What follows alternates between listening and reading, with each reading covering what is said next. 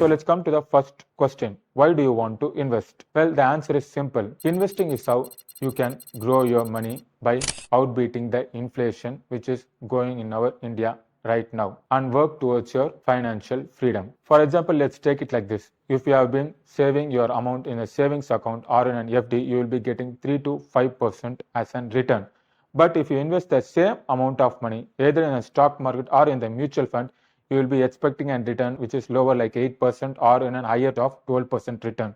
So it is good way for you to earn more money which can outbeat your inflation rate which is 7% right now in India. So now let's see the types of the investment which is available for you in India right now. There are 4 types of investment which are stock markets, mutual funds or index funds, real estate and bonds. So let's see it one by one. First one is stock market. When you buy a stock, you are essentially owning a small part of the company. If the company does well, then your stock portfolio of the company will go up. But it is also works in the vice versa.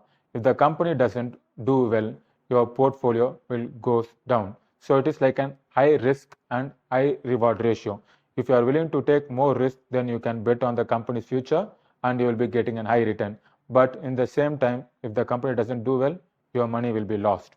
So make sure of that. The second type of investment is bonds. Bonds is nothing but giving out loans to the big companies where you can have a steady flow of income which has less volatility, less risk and less reward, which is an opposite of the stock market.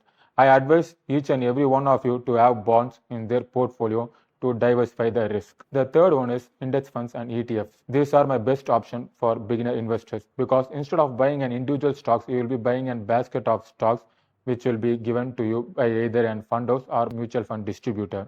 Here you can mitigate the risk and not only that can be easily managed also. And the best one which I recommend right now is for the beginners is Nifty 50 index, which will given like minimum of 12% of returns for each and every year. The fourth option is real estate. Here you can buy property to rent it out or you can sell it on the later date.